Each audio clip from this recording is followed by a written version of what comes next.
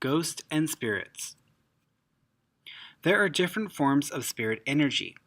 When you come to the end of your life and your spirit or personality essence no longer needs the use of your body, then it will become detached and transcend levels, frequencies, and vibrations to a higher state. This heightened state is the home of our energy species. It is a state of pure thought and awareness. Many cultures have described this state as a paradise and have given it names like heaven, nirvana, Elysium, Valhalla, the hereafter, and so forth. We only rent our bodies for a short period of time to get the unique experience and perspective we desire. Sometimes, as the spirit energy begins to increase in vibration and frequency and releases from the physical body after death, it may stall in its ascent. This may be due to several reasons. The personality of the individual stays intact and may become confused, afraid, delusional, or even attached to the physical environment or people it most recently participated in. If this personality essence does not move past this point, then this is what we would refer to as a ghost. That personality remains close to the vibration of physical matter and the living world.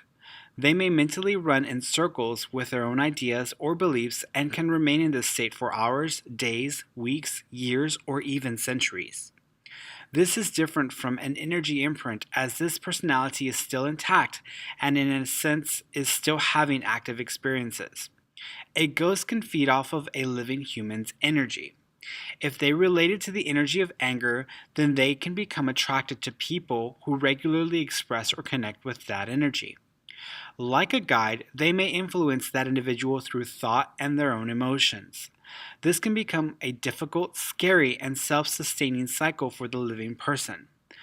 There is a common misconception that all ghosts are bad or evil, and this is simply not true. They are people without bodies, who for some reason or another are stuck in this state. I once had the most interesting experience with a ghost who had attached itself to my sister. When my sister was younger, she was very intrigued by all things paranormal. She decided it would be fun to one day use a Ouija board with her friend at a cemetery and see if anyone would come through. Against my warning and her own better judgment, she went ahead and held a seance. Something I must tell you is that you should never take part in any sort of ritualistic conjuring of the deceased or spirit energies if you are untrained, uneducated, and unfamiliar with the paranormal. Having an interest in this field does not make you an expert, and as I mentioned before, if you open the door to the unknown and send out an invitation, there really isn't any way to control what kind of energy may walk through the door. After her fun with the Ouija board, she began to have unusual and unsettling experiences, dreams in which she were being violated and attacked, seeing shadows in her room, hearing odd sounds, including knocking from the walls. Objects in her room would move or fly towards her and the people around her as if thrown by an unseen hand. One of the most disturbing phenomena were bouts of rage and uncontrollable anger that she began to experience for no logical reason at all. In an effort to help with these experiences, I decided to do a cleansing of her apartment and energy. We decided to make a night of it, so my mother and I went over, made dinner, and took some family pictures with a Polaroid camera.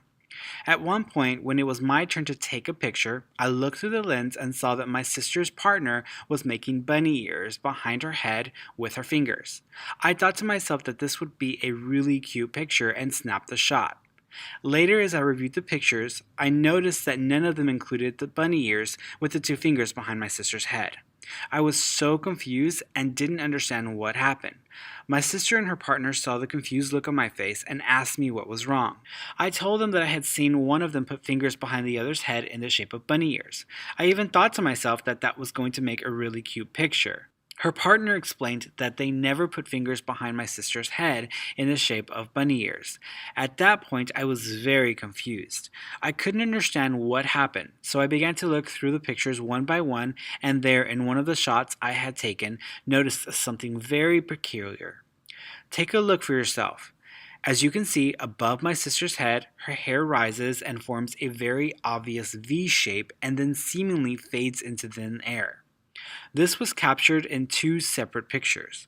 Apparently, I did see fingers that evening, but it weren't the fingers of my sister's partner.